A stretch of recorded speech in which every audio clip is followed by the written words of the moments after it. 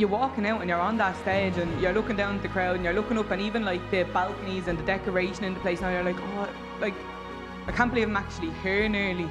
And I don't want to say just getting there was achievement, but it was as well. Like, you're talking about top women in the world, and to say you're achieving what all of them women in the room want as well is big as well.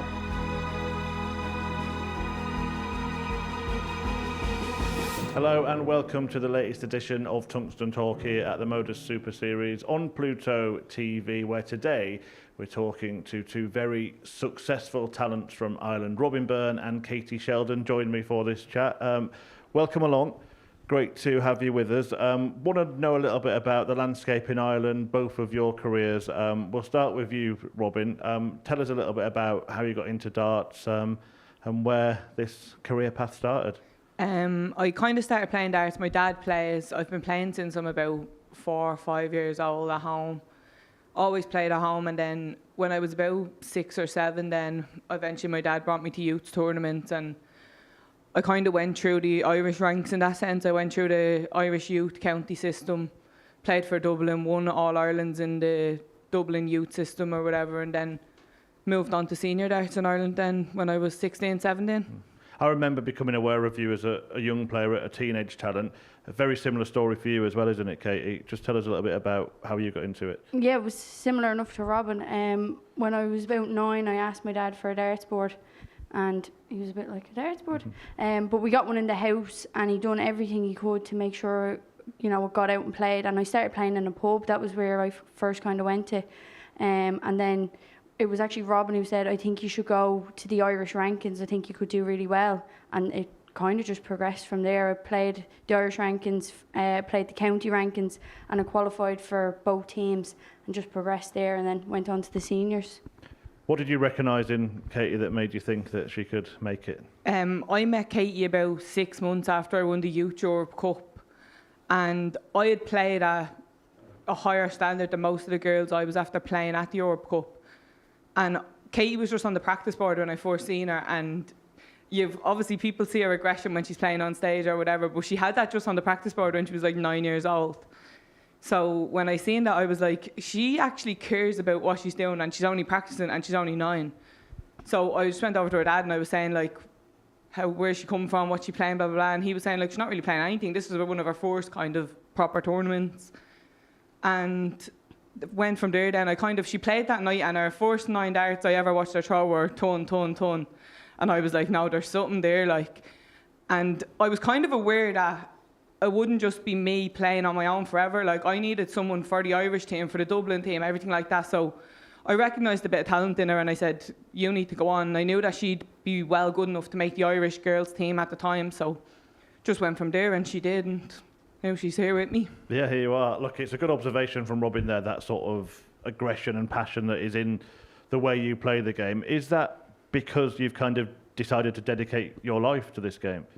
Well, I've been playing darts probably longer than I'm alive, if that makes sense. And everyone who knows me knows how much I love darts. And sometimes it's a great thing, and then probably other times it's probably a bit like, she must love darts too much. But it's just something I've kind of dedicated myself to, and sometimes it goes well, sometimes it doesn't, but sometimes you have to take that with it. Like, darts is not always going to go your way, and it's when it's not going your way, like it didn't yesterday. You have to just pick yourself up and figure out what's going wrong, because it's a single sport. There's no one that can do something else for you. You have to figure these things out for yourself. So I love the game. I love watching, I love playing, and I love everything about it. So I'm kind of happy, like, playing and things like that, and I love watching. So it's kind of just a thing now of reaching that next level. Kind of I've stepped out the youths game and probably haven't progressed overseas how I've wanted, but that's something I have to figure out, and hopefully in the next year or so kind of get to that level. You're right, it is a individual game, but I do want to talk about that team dynamic and representing your country as well. There's been some great moments, hasn't there, for Ireland? Just talk us through some of the highlights. Yeah, absolutely. In the last 3 years, I'd say we've really stepped up a level. Like, I done bits in the youths and whatever, but as a senior thing, the Ireland women's team never really done anything, if we're being honest. Like, before Katie came along, I got to a couple of semis, finals in singles or doubles or whatever team event, but nothing major. Like, and there was no standout performances or whatever from the Ireland women's team. We played together at the Six Nations then 2022, and we went on to win. That was the first time Ireland women had ever won it, and like that was huge for us. And then in 2023, we went on then to win the World Cup, which had only ever been won by England or the Netherlands before us. So for us to go and do that, we'd never even won a gold medal in the World Cup before, singles, doubles, anything. So for the four of us to go on and win the team event was such a huge achievement, and it was something we were all so proud of and happy with. So that was huge. And then personally, then I went on the year after then in last year to win the Europe Cup singles. So I just think it's been good the last few years. I probably started it off before all that with the youth, whatever, started winning the gold medals. But people are bringing it on now, and there's more of us. There's not just one person hoping someone else performs. There's 3, 4. Like you're not relying on other people to pick up for someone else. All 4 players are well able to go in and win games for their country, and that's all you need. What was it like for you to be part of that experience? Yeah, amazing. I think as well, another thing is, I think personally, I have a different switch when it comes to representing Ireland. Like, anyone watches me playing, I'm always giving it loads. I'm always behind all the girls. And I think that plays a big part of our team. We all are so behind each other, and we all gel so well, and it makes our team what it is. Like, I know, Robyn knows, there's other teams who look at us and say, I wish we had that in our team. Whether we're winning or losing, we are behind each other 100%. We know no one's getting up there to lose. We know that. So it's just about standing behind each other. Sometimes cheering your teammate on could be an extra dart in their hand, or it could spur them to get that shot in or whatever. So I think us being so bonded together has helped us tremendously. And it's made, I think, my experience into the seniors so much easier. Do you think that Irish darts is kind of starting to thrive a little bit again in the mainstream, having maybe gone under the radar for a few years? Yeah, absolutely. Like, obviously in the PDC we always have a couple of tour card holders or whatever, and I think in the last even year or two, even 6 months, Willie O'Connor's pushing on and reaching new levels and whatever, and we always have the professional side. There's always players there, but I think even on the amateur side, you obviously have Shane McGurk win the WDF World Championship. Like, you see what Conor Heenan does when he's here. Like, the standard's gone up, and I think the fact that there's not just one, there's 2 Irish women in different events. Like, both of us have made the Women's World Match Play, both of us are here at MODUS. It's good for Irish darts in general, and we have a good youth system at the minute, and I think the youth's been able to see what the seniors are doing, pushes them on, because like they can see that myself, Katie, even say like Cian Barry, Dylan Slevin, they were all youths in the youth system in the last 10 years.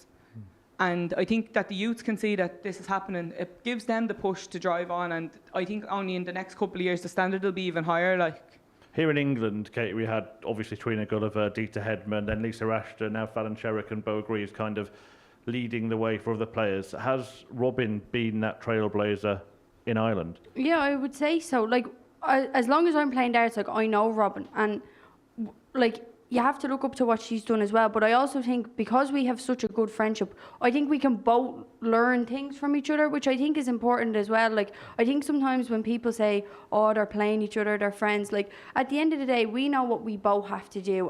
But at the end of it, of course, we're still mates and we travel together. And I think because we have that friendship with each other traveling, it makes things coming to England that bit easier, because we have that connection, kind of. I don't want to make it sound like that, but because you have someone you know with you constantly, it makes things easier. And obviously we both want to do well for ourselves. That's like, you have to kind of be selfish in that regard. But if I'm not doing well, of course I'd like to see Robyn do well, and I'd say it's vice versa. I was going to ask you that question actually. You've kind of already answered it, so I'll ask you, Robyn. What is it like playing against Katie? Honestly, it's the same as playing anybody else. Like, you're going up there to win. Like, love her to bits. If she's playing me, I want her to lose. If she's playing everybody else in the room, I want her to win. That's how it is when she's playing me as well, and that's that. And the minute the game's over, back to being best mates again. Like, I don't think there's any other way of putting it, really. Like, the minute, like, we played yesterday, I win, best mates after. Like, she could beat me today. 10 minutes later, we'll be best mates again. There's no animosity there after a game of darts. It's only a game of darts at the end of the day. And, like, as she said, like, we learn from each other. Like, sometimes she'd give me bits of advice, and I'm playing darts a lot longer than she is. And sometimes I'm like, do you know what, she's dead right. Like, I'll take that on board and bring that into my game and use that in the future. And I'm sure she probably takes bits of things I say as well. And I think that's what is good about having a close friendship at kind of a similar level of darts. And when you're playing in the same similar type of events, having that and being able to travel together and stay together and whatever, you have someone there for you to even just have a chat. You're not lonely when you go back in the room or whatever, like, and you're not constantly talking about darts because we are so close. You can have a chat about whatever, do you know what I mean? So it's always good to have someone with you. We'll hear more from Robyn and Katie after the break.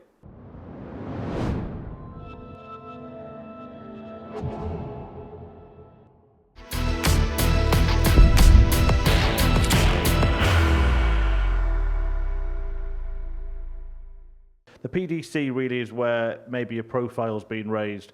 How big has the women's series been for both of you? It's huge. It's where I personally think that's where we have to kind of base priorities. It's what I do anyways. Like, we had Irish rankings last weekend when there was a tournament in Holland, and we have to base our priority to the PDC. It's where everyone wants to play, men, women, youths on development tour. I think the PDC is huge. They're pumping serious money, and we need to back that, because if that fell apart in the morning, is there much for women? I don't know. Obviously, there's the WDF and MODUS have been super to put the women on, but personally, I think the PDC is where we have to progress, and it's where the best women are. There's no point in staying in Ireland or staying at your county or whatever. If you want to be one of the best, you have to play against the best, and that's where they're all at. And I remember interviewing you when you won your first women's series title. As Katie's just said, it is where the best women are. So how big was that moment on that day? And you've done it again since, to be the best player in the room.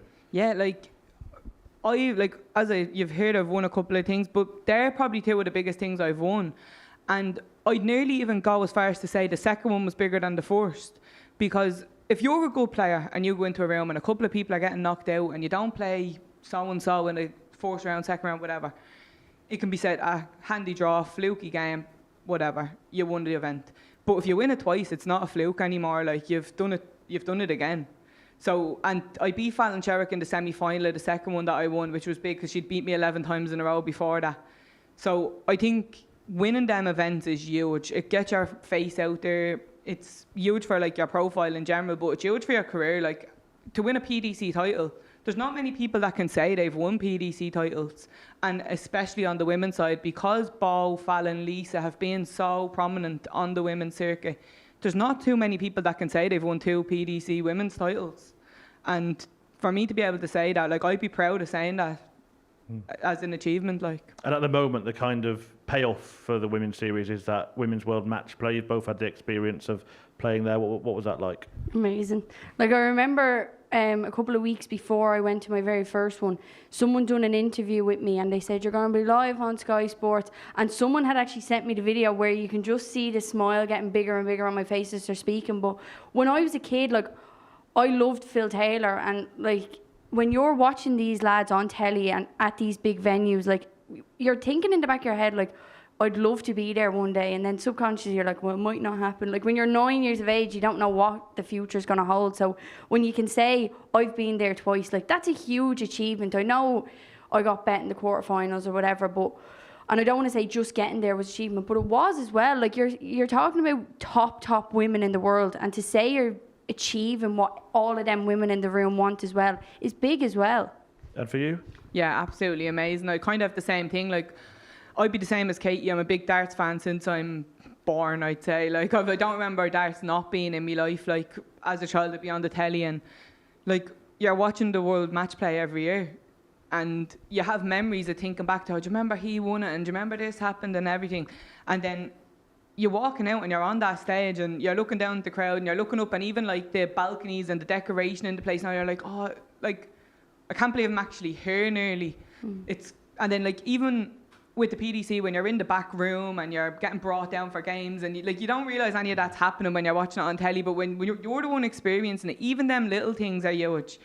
Then when you get to the walk-on and, like, you've never done a TV walk-on before, like, that is a big achievement in your career, like, just walking up onto that stage. And when I was there, I won the quarter-final against Rhiannon O'Sullivan, and I never, like, I brought an army with me. Like, there was probably 30 people with me that weekend, and the noise of the crowd when that 95 finish went in, I'll never forget it. Like, it rings in my ears. I remember it as if it happened yesterday. And I think things like that are amazing, like, to be able to think back on that. And, like, if you never do anything again in your career, you have them stories to tell the grandkids. You know what I mean? Like, you can be thinking about that and saying, like, my nieces and nephews got to be there with me. And even they still talk about it now, do you know what I mean? So, like, it's not just an experience for me, it was an experience for the whole family and everyone who came with me, and it was just something that I'll never forget. It was so enjoyable. And the venue's full for all of those match plays. There are plenty of people watching on TV. What else would you like to see for women's darts in the future? Be great if there was a major for everything. I think what it is as well with the PDC is, I think because we fight all year to obviously get into the match play and the World Championship, it'd be nice if there was something else, but we also don't want to bite off too much before we can chew, or whatever the phrase is, because we just need to keep going and going. And I'm sure once they're ready, we're gonna reap the rewards that we deserve. So I think once the PDC are ready to expand on with the women, I'm sure they will. I have faith in that. But I think it's just about being patient as well. We don't want to just rush into too much things, but it'd be great to see what they really come out with. I'd agree, yeah. I'd say, like, even since the Women's Series started, you can see there's more things already. Like, it used to be one spot in the World Championship. Now it's 2 spots in the World Championship and a World Match Play. Then it was 2 spots in the World Championship, 2 spots in a Grand Slam and a World Match Play. Then this year it was 8 spots in the Masters. Do you know what I mean? So it's there's more and more every year, and I don't think people realise that, and they just see the match play as because that's the women's only tournament. But there's opportunities left, right and centre there. And I think once the standard rises, and you can actually see the standard, it's not going to rush up. Like, they're not going to go from averaging 50 to 90 in the space of a year. But as you have the youths coming through, like, you can see Paige Pauling coming through there, and there's going to be more like her that come through now. And I think as the standard rises and the entries go up, then I think they'll put more and more on as it goes on. But as Katie said, I think you do have to be patient with it. Like, the Women's Series isn't going that long in reality, and you can see the opportunities that have already been given for us. So I think it'll continue to grow like that. And on a personal level, what are your ambitions in the game? Well, I kind of tried to set more short-term things than say, like, I want to be world champion. Do you know what I mean? Like, this year I want to make the match play. I'm sitting in a good position for that. I'd like to go on and maybe make the final of the match play. Obviously, would love to win the match play, but that would be lovely. I'd like to continue to win Women's Series titles. I think they're where it's at. That's the tour you want to be winning on. Other than that, no women's player has ever played at, Irish women's player has ever played at Lakeside. Wouldn't mind being the first to do that. I've been the first to do a few things for Irish darts, so that would be one that I would keep an eye on. It's not something I work too hard towards, I'll be honest. I don't play a lot of the WDF tour. Might enter a Lakeside qualifier here and there, and if I get through, I'd be happy to do something like that. But other than that, I'm just trying to keep going, see what happens. Okay, any goals for you? Yeah, I think with me, it might be slightly different from Robyn. I think over the next year or so, I just want to be able to find that bit more consistency.